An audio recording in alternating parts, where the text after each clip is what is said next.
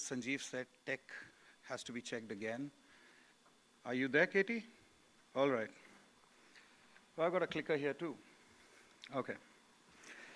Thank you so much. Thank you, ET Retail, for getting me here. Uh, Ladies and gentlemen, I think Chef Kapoor rightly said that, chef nahi ban sakte to retailer ban jao. Well, that was not the case. The case was,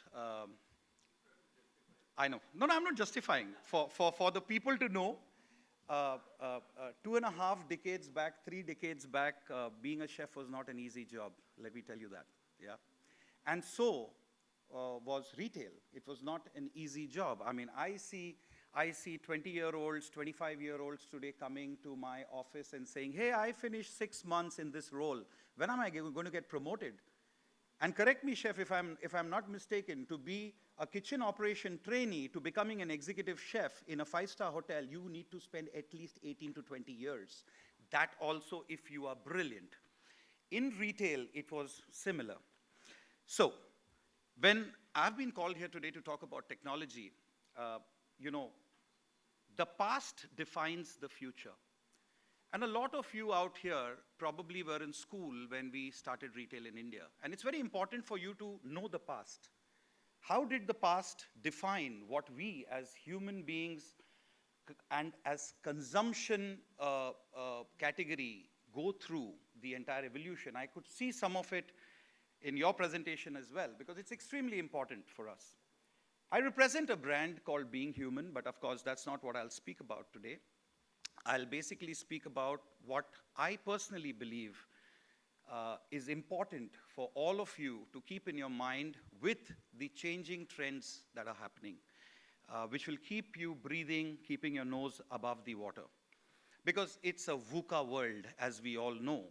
And post-COVID, everything has literally changed. We couldn't even imagine things that have actually changed. So coming back to the presentation, before I get into traditional retail, I would like to mention that every one of you who's wishing to grow in this industry and take leadership positions, just to let you know, one needs to understand the basic. And just to give a brief introduction, I started my career as a store manager. I grew right from the shop floor.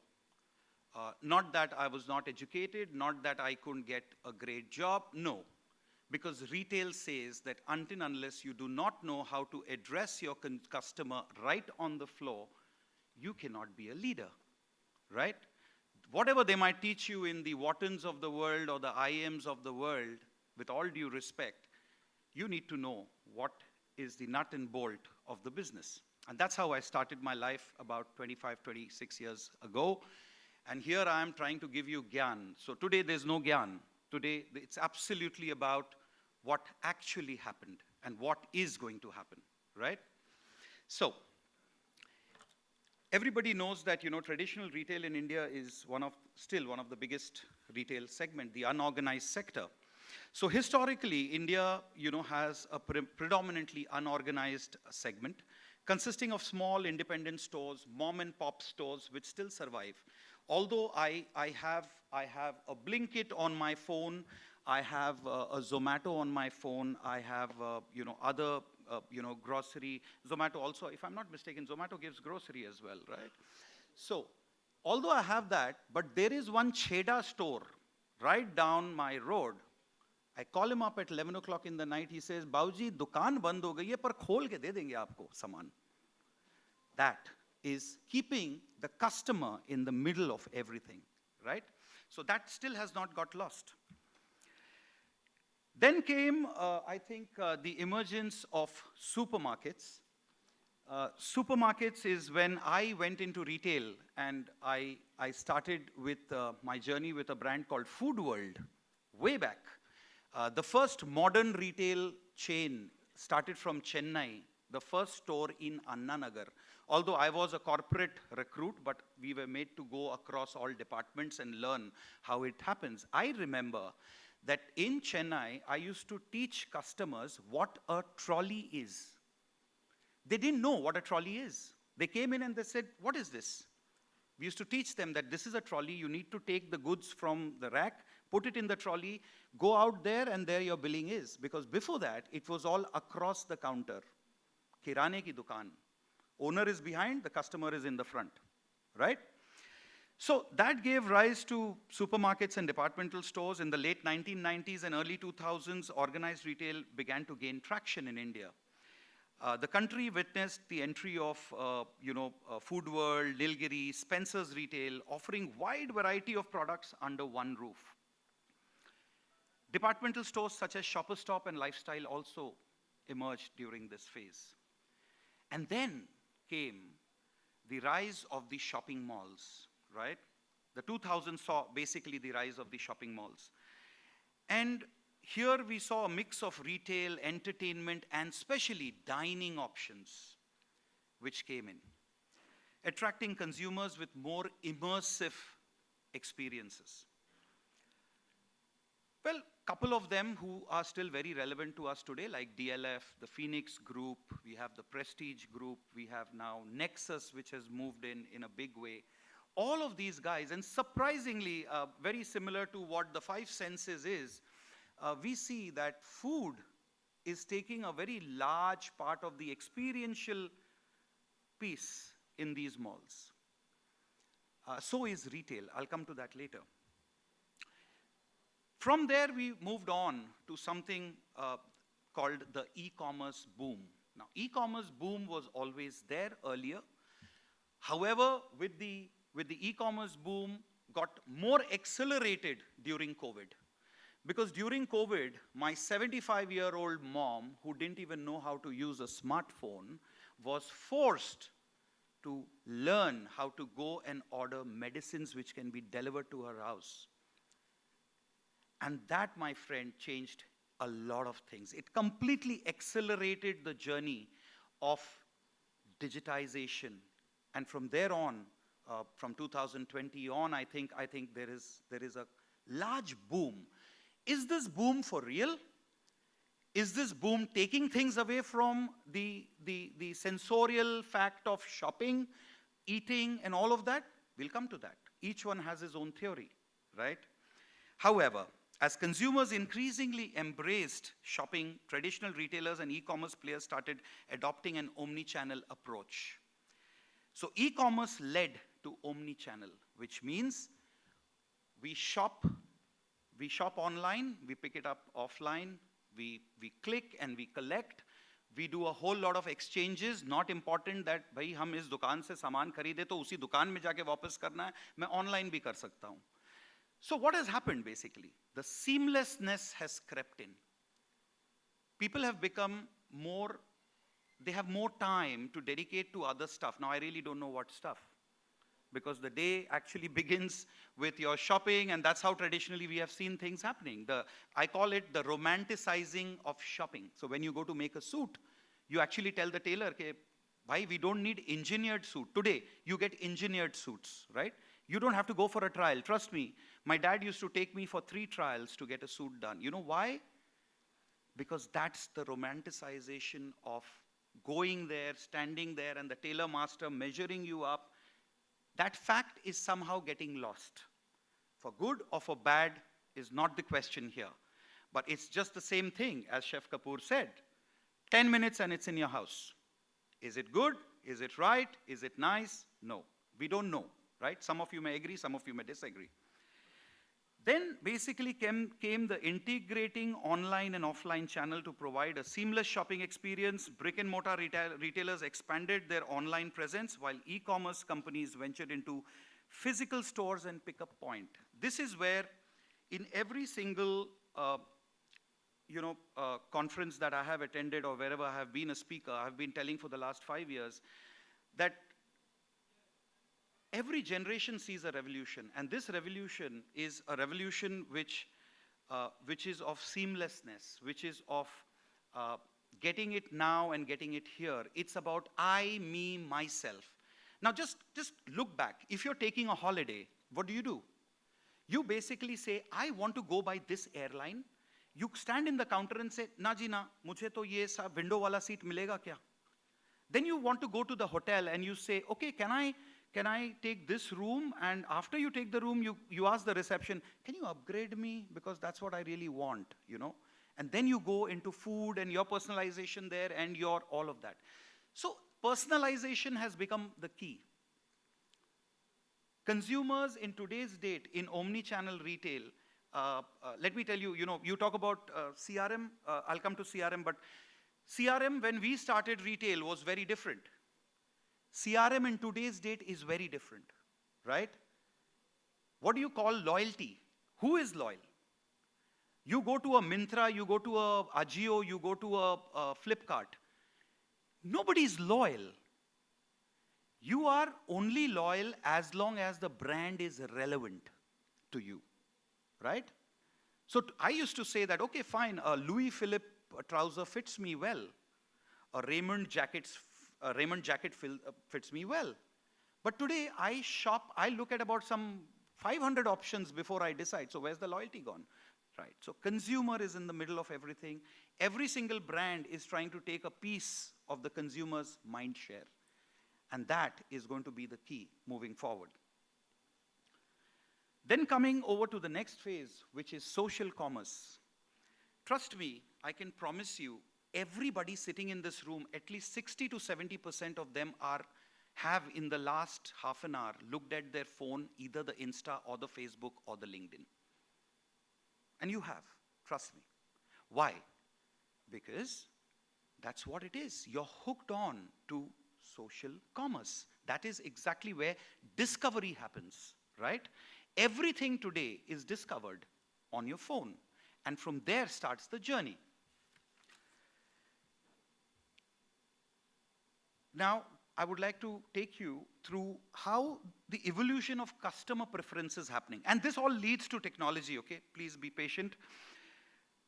What used to happen earlier in the 90s? In the 90s, consumers used to spend time on TV, some time on shopping, one holiday, very, very, less time spent on anything. I remember as a kid that for us, a holiday was grandmom's home. For us, eating out was that one restaurant which we used to regularly go to. For us, the shopping was, footwear was Bata, and then we had a whole lot of time. What has happened today? You have OTT, you have the television, you have your Insta, you have your Facebook. On an average, everybody spends roughly about 2.5 hours on social media. Calculate that for your whole life, right? So you have less time. So what has happened is that since you have less time, your shopping needs have completely moved to a very different dimension. Ease of discovery, purchase, and after-sales service. Adoption of technology along with reduced time has made consumers of today very impatient. I can see a lot of Gen Z and millennial people sitting here. The only difference between, I would say me and y'all, although I try to keep completely updated about technology as much as you guys do, because we work a little harder. But the thing is that, Gen Z and millennials do not have patience, as I said earlier. They want it now, they want it according to what they want.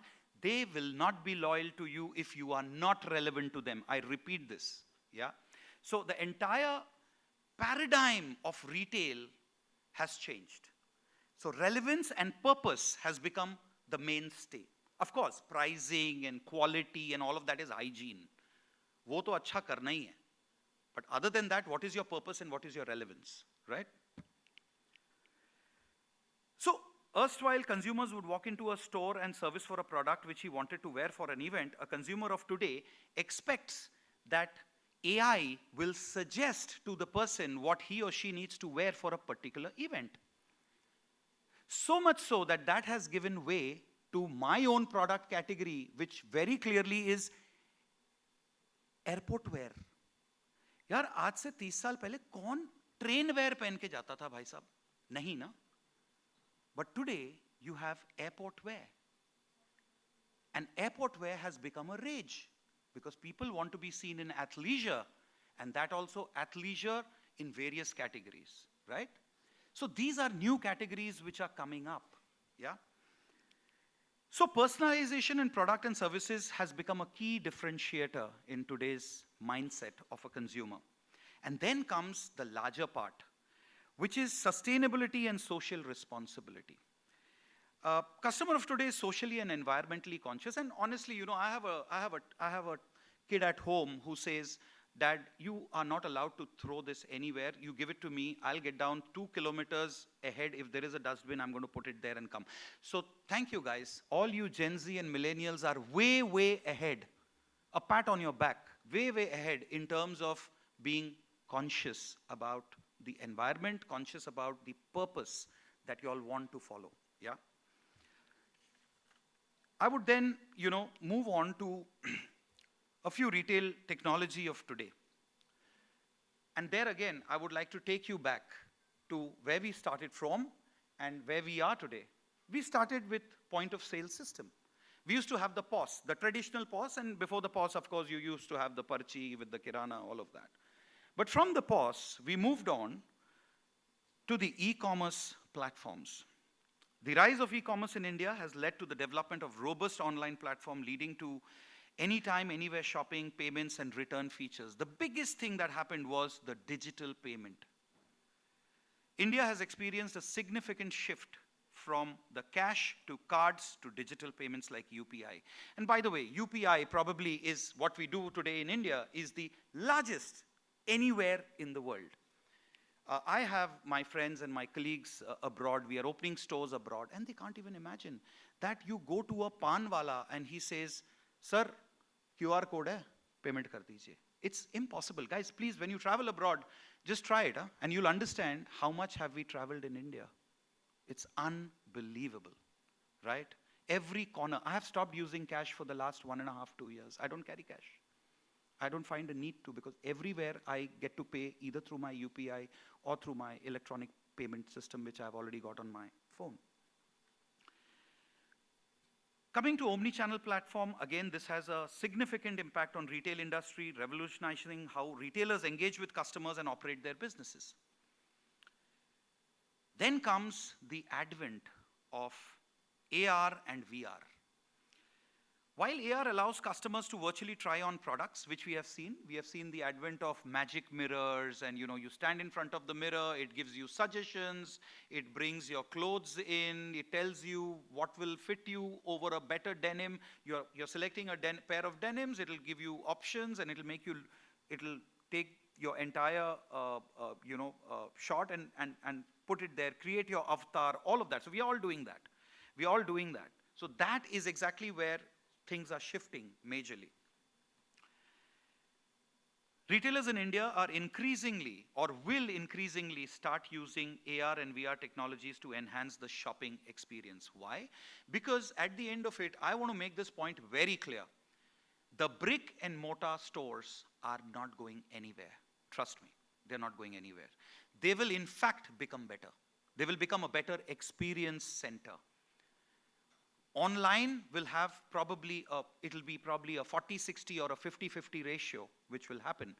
But we as humans, at the end of the day, also would like a touch and feel, right? Although we can't smell clothes, but we love the touch and feel of clothes. Otherwise, what are we as human beings? I mean, then, we can just about wear a digital skin and walk around, yeah? Well, that is also on the way. From there, going into customer relationship management, I won't spend much time there, but customer relationship management is more about what do you want? Not that we didn't know this, huh? And I go back again to where I started my journey from. In fact, in the hotel industry, we were so sharp that we knew when a guest walked into the restaurant, what does he like to eat? What kind of drink he wants? What kind of mixers he wants? How much spicy or bland he wants his food. That was what? That was SVOC, single view of the customer. Only thing is we didn't have such digitized words around it and digitize the whole process, right? Because the largeness of the population, you can't keep track of everybody, so on and so forth. And then coming to artificial intelligence and chatbots. Well, AI-powered chatbots have become increasingly common. Everybody has started using it in the retail sector, providing automated customer support and, of course, personalized shopping experience. Uh, I really don't know whether artificial intelligence, how it will turn out. I've been listening to a lot of honchos across the world saying it's not right, it's dangerous. I've seen ChatGPT ensured that, in my house, ChatGPT gets completely blocked because we have a kid in the house. We need him to learn the right way and not just putting in an essay saying, I need an essay on so and it prints out, cut, copy, paste, and we are done. Hey, we got the marks. But then when he graduates, he doesn't really know the real meaning of what it is to live out there. So I don't know whether it's a boon or not, but it is there, and we have to take it forward. As a brand, being human also, and there are a couple of brands in India, we are investing into the metaverse store, which is more into immersive, augmented reality store, which means what? Which means, hey, it depends on what you do, or you either put up a immersive goggle and you're there in a store and you're walking around the store in your avatar, picking up goods, buying it, checking out, doing all of that, a digital copy coming to you. Here we are planning to give a physical copy also to the consumer to keep the physicality of the digital process. And that's what whole thing is. Although as of today, I, as a person, as the CEO of the brand, I have not found an ROI on metaverse. But it's not important because that's what the future looks like, so we better invest in it today. Having said that, additional and advanced inventory management systems, so on and so forth, reduce wastage, improve supply chain efficiency, technology in that piece has also become very, very important. So, right now, this is one of my favorite videos, which in today's date I just saw, and I said, I should show this video to you. It's a very short video. We'll tell you exactly how we are moving forward. But I would also like to say that physicality of retail is going nowhere. You will need, as humans, the physical side of retail. Of course, the artificial intelligence, AR, VR, chatbots, IoT, machine learning, all of that will help the consumer go through a seamless experience. But the physicality of retail cannot go. And that is why the phygital retail is what is there to exist for probably many, many decades to come. I can't promise after 20, 25 years what's going to happen, whether you're going to go for your Diwali shopping to Mars or whether you're going to do your Diwali shopping, in India or anywhere abroad. But as of now, at least for the next couple of decades, physical retail is definitely existing. So here's what the customer journey of the future could look like. In the near future, the trigger to buy a new pair of running shoes could happen before I even know it. Through wearable tech, my virtual assistant could identify that I may need a new pair of running shoes by monitoring those micro changes in my gait or speed. And I'm alerted to this by my virtual assistant when I get back and I'm getting a briefing on my run. That was a great run. I've detected a change in your gait and I think it might be time for some new running shoes.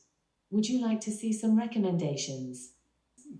Now I simply ask my virtual assistant to show me on my nearest screen, and it will have found a selection of multiple places online that will be based on the data analysis of what I need, and then pre-filter the results by my size, the style, colors and brands I like, and around my usual budget. And with new technologies such as augmented reality, we'll be able to see our running shoes on our feet in situ. You may be able to customize it, expand it, break it apart, and learn about every detail you could possibly want to know. And with blockchain technology, you'll be able to get an understanding of the shoe's entire history and sourcing if you're concerned about sweatshop production or ethical sourcing. Instead of forms and fields asking for our personal information, our virtual assistant will know all of our shipping preferences, and payment confirmation can be done with biometrics, either on your phone or with your voice. And with access to IoT devices, why not have fun with that experience and make the lights in your home blink green when the order is confirmed? And you'll be actively alerted to its dispatch wherever you are. Your order of running shoes has been dispatched and will be delivered to your workplace tomorrow. And your virtual assistant will be checking that tracking log, so you'll be up to date as it ships. Yeah, so that is one part of how your life is going to be going forward. So what is the advice for retail industry? With the limited knowledge that I have and what I'm following in my organization, there are a couple of things which I want you all to remember. And can I see how many retailers are here? Can you raise your hand, please? Oh, quite a bit. Okay. So you guys are the guys who are going to see the next 3 decades of retail coming forward. So for you all, a couple of things which is very important, which I follow as a mantra. Definitely invest in technology because that is the future. But do not forget the physicality of the physical stores, the last mile delivery center that we are all converting our stores to. Ensure that you have a customer-centric approach. Whatever we say about SVOC and CRM and all, ensure that whatever you think today is keeping your customer in the middle of it, of every damn thing that we do today. Yeah? Seamless customer service. Now, whether the customers at the house, whether the customers at your store, ensure that every single customer gets serviced seamlessly. Adopt a digital-first approach. Anything that you do in today's date, ask yourself, can this be done digitally? And trust me, you'll find an answer there, right? Not maybe in ChatGPT or maybe in ChatGPT or maybe in Google, wherever, in your network, wherever. But there will be a solution, I can promise you that. Innovation and agility, what keeps you alive is innovation, without which any brand, it's very difficult to, is that my timer going off? Okay. Only 10 minutes overtime? Oh, well, okay. All right. And then coming to the sustainability and, social responsibility. I would like to end this by saying just one thing. Always understand what is your purpose, your brand's purpose. I know what is Being Human's purpose. We are a conscious fashion brand. Very small, but we do a lot in terms of giving back to Mother Earth, giving back to the society, giving back to doing sustainability. So as I always say, we work out of a conscious circle and a business circle. The conscious circle is what our purpose is. So if a brand does not have a purpose, great. I mean, there's so many brands which do not have a purpose, but having a purpose is extremely important. It's only then that you are able to consistently drive your business towards your goals. With that, ladies and gentlemen, I think I have given enough gyan. So thank you so much, and wish you all a great future in the future of retail. Thank you.